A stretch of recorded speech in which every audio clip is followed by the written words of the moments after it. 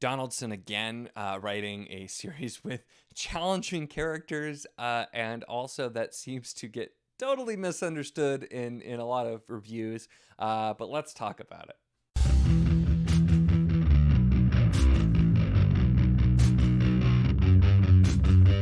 Hello and welcome to my channel. In this video, we are going to be talking about The Mirror of Her Dreams by Stephen R. Donaldson. This is the first book in the Mordant's Need duology, and I have so many thoughts about this book.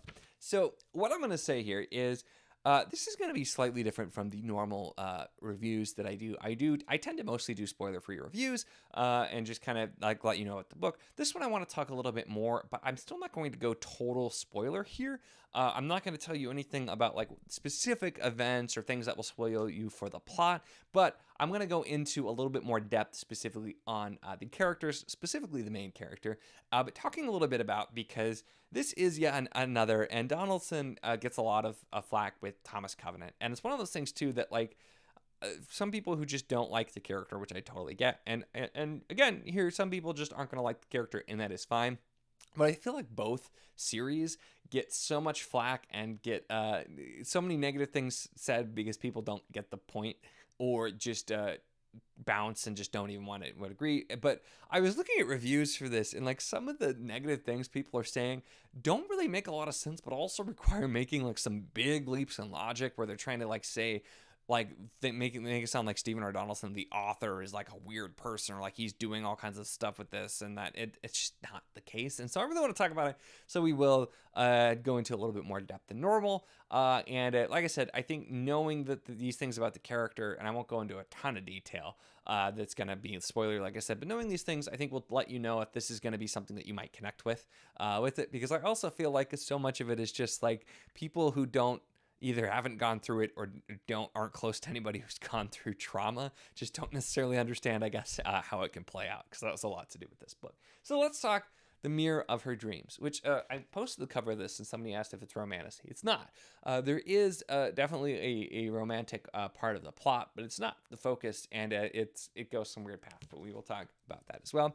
So what is this about? Now, the kind of the beginning of this, which I will just read a passage because it is such an interesting opening that I think just kind of gives you a feel for this in an interesting way and shows you how different it's going to be than his other stuff. But this opens with: the story of Teresa and Gerardin began very much like a fable. She was a princess in a high tower. He was a hero come to rescue her. She was the only daughter of wealth and power. He was the seventh son of a lord of the seventh care. She was beautiful from the auburn hair that crowned her head to the tips of her white toes. He was handsome and courageous. She was held prisoner by enchantment. He was a fearless breaker of enchantments.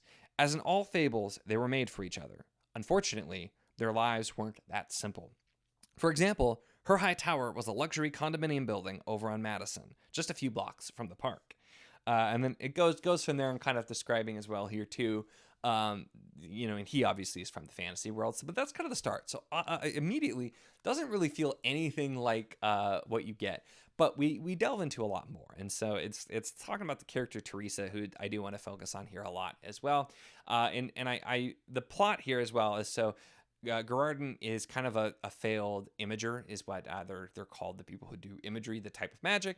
And for some reason, due to an augury, he is supposed to be the one who is finding the champion to bring, because Mordant's need, the place is called Mordant, and they really need this champion. And so he's trying to do that when he ends up finding Teresa.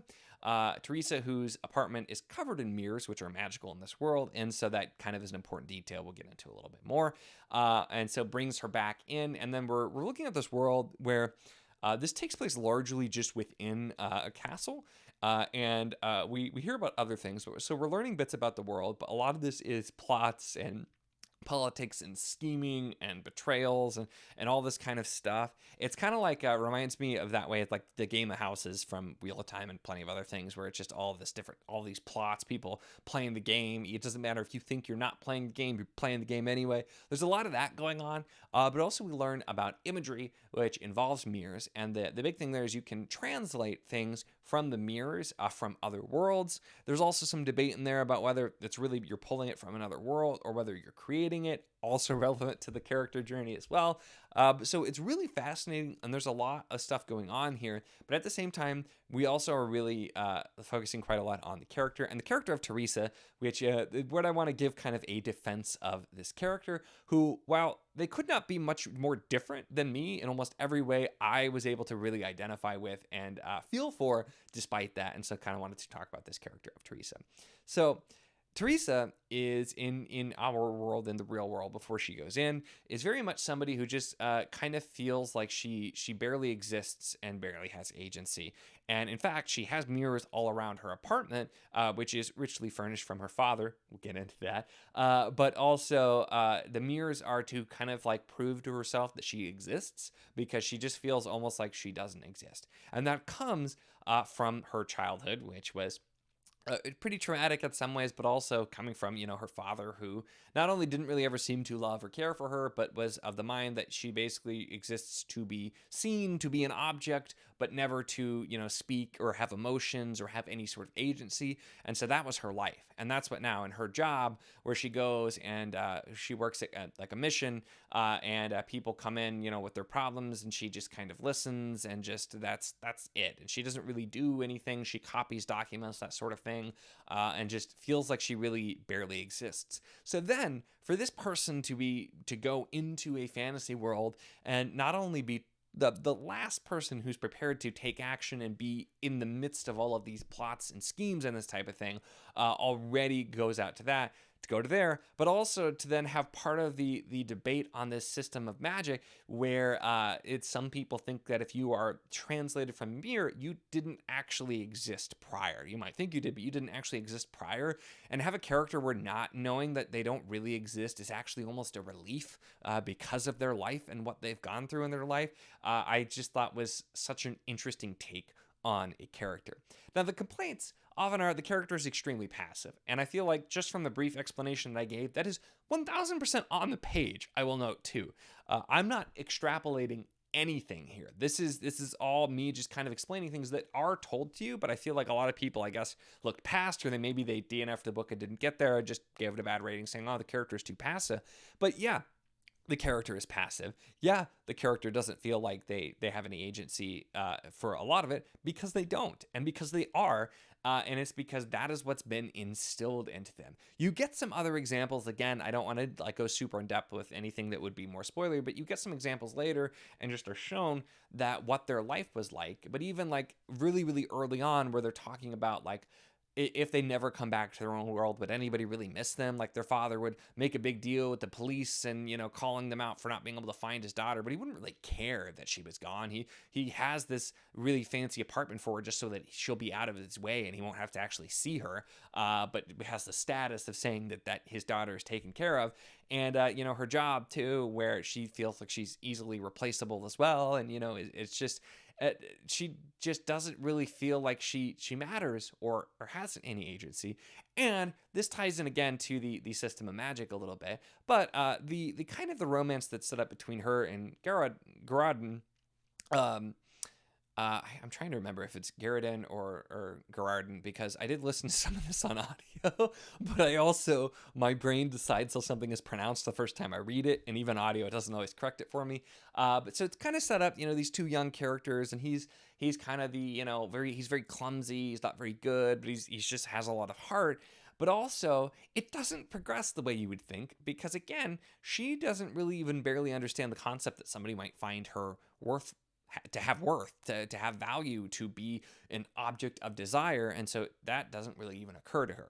So the other thing I saw that was mentioned a lot, and people making all kinds of leaps and everything too, is she ends up kind of involved with an older man who's sort of the rakish character, has a reputation with all kinds of women, and people are acting like, oh, it's so unrealistic that she would do that, or they don't like it. But literally, if you read it, it's because he takes the initiative. And it's something that you can very much see in the real world, where, vulnerable people in general, either gender, are taken advantage of because they don't feel like they have a choice. And literally the first time that they're together, and I will say there's nothing like there's no like big thing that happens. There's actually not. There is a little bit of sexual content on screen, but nothing actually progresses as far. There's no actual like violence or anything like that specifically that happens, for the record, because the way I'm going to talk about it will sound almost like it is. But it's definitely, there is an older character who's very much trying to take advantage of her, but she kind of is conflicted because she's like, oh my gosh, this person actually desires me. I have value in this person's eyes. As I've mentioned with her relationship with her father and feeling not valued at all, plays into it a little bit as well. But also, she's never had that feeling. So she feels like, she doesn't really have any options. She doesn't have any agency. Right on the page, it said at one point that she felt like she really had no choice. But also, this is the first person that's made her feel wanted in that way. So it's conflicting. And the way that it's written and the depth you get in the character, it absolutely does make sense and feel like, yeah, I can understand exactly why this would happen. So yeah, it doesn't go the way you would expect, where the young woman's taking the young man and they have this great romance. Things don't happen in that way because it's Donaldson, and he's not going to have it be simple, and he's not going to have it be easy. He likes to write challenging characters to connect with in some ways, and also just challenging stories that are exploring something a little bit deeper. And the way we dig into this character and the way we look at the magic and just the setup of her use of mirrors, where mirrors being the magic, and everything happening, it's so well done. And again, character that could not be any more different from me, but I could identify with that. And I feel like, a lot of people probably can. And it's just that's where I'm not trying to be like, you missed the point, or like, oh, but I've made a joke with, I think it was with Stormlight. I'm like, is Kaladin your favorite character, or did you have a happy childhood? I've made jokes like that before, but it's just like, I feel like some people don't think about the fact that, especially when it's being set up. And, you don't get everything immediately. Some of it is a little bit more subtle. Because again, Donaldson's really good with his subtle writing. It's not everything's in your face, but it's all there on the page for you to see why this character acts the way that they do. They had a childhood where they were just basically, they weren't valued. They were just supposed to be seen. And so that feeling of just kind of being in the background, not being real, not being able to do things, is instilled in them. That doesn't just go away. And so that's where it's like the exact opposite of a character you would normally see in a fantasy world. And again, with Thomas Covenant, it's Thomas Covenant, who's a big complainer. He has leprosy. He goes into a fantasy world that's super vibrant, and it's just like all he can focus on is the negatives of his own life, which is what we're exploring there. But also, it's a portal fantasy, but not with the character that you would ever expect to read for a portal fantasy. But it works just so well, and it is very complex and nuanced with these types of things as well. And I think as well, with all of the scheming and the plotting, it's you really don't fully know what's going to happen either. And everything is a little bit more complex too, because there are definitely characters that, while they're not sympathetic and you're not going to like the characters, that doesn't necessarily make them the bad guy either. And some of the characters that are quote unquote good doesn't mean they're always going to do the right thing or the good thing. And you also don't really know who to believe and who to trust. And that's kind of the feel you get from all of these other characters. They don't really know who to believe, who to trust. And so it's this character who is just so ill-equipped to deal with it, just thrust into the middle of it. And you've got some interesting things here as well. There were parts of this book that felt almost like Shakespearean, with sort of like the absurd like scenes happening with like the king who is mad. And there's also a character who's one of the like the really, really senior imagers who's also mad. And so they do some crazy things, and the king and this imager, Havelock, are just obsessed with hopboard, which is basically checkers. And so like people are trying to like have an audience with the king, and he's like, oh, I'm going to play hopboard and do this. And there's just some kind of weird scenes, dramatic things that happen, but they're done in an interesting way. And that's where this feels so incredibly different from Thomas Covenant and that world, that land, everything very, very different here. But there's so many really interesting tidbits, and I'm very excited to see what's done in book 2. So the other thing I do want to mention is that another thing that makes this difficult with this type of character is we are in a very male-dominated world here, and women are not valued a ton. And also we deal with that through a lot of various different types of characters as well. So it's not even like the only female character you have is this very passive character who struggles to take action or to make choices, that type of thing. We have a really wide variety of female characters here as well, which I think if you look, and again, right on the page, it talked about, it's not like Donaldson is trying to endorse what's happening, but he's showing how different people deal with it. Because we have our main character, Teresa, and, her way of dealing it. But we also have another character who specifically their way of dealing with this male-dominated world is they think that, they can use their wiles to, get men to move their position up going that way, and that's what they think, that's their choice, and so they'll sleep with men in order to get advanced, and talk about how they've moved up from being like a lowly like scullion basically to like a really important maid servant and that type of thing. That's the route that they go. We also have the king in this story has two daughters, both also extremely different. One who's very ambitious, who, resents not having more power and wants that power. And the other one who is not necessarily not ambitious, but looks at the world a very different way. And so there's a lot of drama there with the king being mad and both daughters having very different opinions on how that should be handled. And we're looking at each of these different female characters are all very distinct in their personalities. And even in the story, there'll be times where a character tries to tell them, like, this is what you're doing, this is who you are.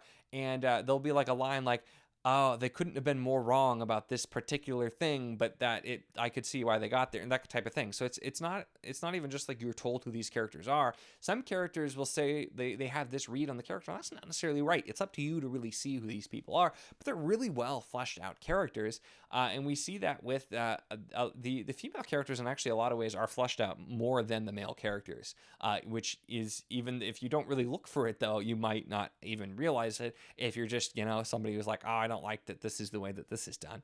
But we have the Congery, which is this group of imagers as well, and they're all men, of course, and things going on with the masters there. We have our adept who's crazy. We have our other main character, Garridan, who is inept and not like ever going to advance. But then we have all of these different like countries, and we have different leaders and people, and there's another place that there's war being threatened, but then there are other like places that are kind of allies. There's people within this kingdom, so there's a lot of intrigue, a lot of things happening. And that's like, I barely even mentioned the magic, which again is really cool and is kind of a focus. It seems like we're going to see more of it, but it's being able to translate things through mirrors. You can get some interesting stuff going that route as well. So really, I know I spent a lot of time already talking about the character, because that's really just kind of what I wanted to focus on, just because it is totally okay if you don't like this book, if you don't like any book. And I am very much a person that I understand that a lot of stuff I read, not everybody's going to like. I tend to read a lot of stuff that's a little bit more niche, and it's just not everybody's cup of tea, and that is totally fine. But whenever I read a book that is really good, or even if it's not, and it just feels like it's super misrepresented in reviews, I'm just like, really? And I've had this with some other series that I liked. A Crown of Stars comes to mind, where I've seen some reviews where I'm like, you totally missed some stuff here, or you're just really like making leaps or things. And so it always just irritates me a little bit, because if you don't like it, that's totally fine. Like, if you read this book and you say, I didn't like it, I didn't like the main character, it was boring, or this annoyed me, totally fine. But it's when you try to then take and be like, well, this was and when it's very clearly not, that's where I'm just like, don't misrepresent what the book is. Don't misrepresent the author because you didn't like their book. It is okay if you didn't like the book. Totally fine. I've had plenty of books that I've not liked, but I try to be constructive with my reasons and objective as well, or just say, like, subjectively, I just didn't like this. It wasn't for me. But that's where I was reading the reviews, and I'm like, gosh, there are some people who really love it, and there are some people who really hate it, and that seems very Donaldson. But it's just I want to talk a little bit more, because the character study here is such an interesting and different character study than you get, and it's such a different type of book, and it just was, it's one I've not really ever heard people talk about this for a lot. Donaldson does not get brought up a lot anyway, even though he was such a foundational figure in fantasy in a lot of ways. And so I really enjoyed this. I'm very much looking forward to the next one, but hopefully this was insightful or interesting to you if you're curious on this book and maybe want to give it a try. And hopefully my kind of description, if you bounce off of the character really quickly, will kind of tell you that, hey, there's a lot more here than when you just make that first judgment. But I'll get off my soapbox now and stop talking about it. But that's what I wanted to talk about with The Mirror of Her Dreams, Book 1 in Morden's Need. I am greatly looking forward to Book 2, A Man Rides Through. I completely forgot to mention that the titles of these books come from a quote, which is from, oh gosh, where did it go? from Silverlock by John Myers, which is steeped in the vacuum of her dreams, a mirror's empty till a man rides through it. Which I haven't read that book, but I'm curious to now. But that's where the titles come from. I forgot to mention as well. But yeah, so that's it for this one. Make sure to give the video a like if you enjoyed it. Check the links in the description, as always, for the Patreon if you want to support what I do, as well as the Wizardly Enclave Discord if you want to chat books, whether this book, other books, really anything at all. It's a lot of fun and we'd love to have you. And of course, if you enjoy my content, make sure to subscribe.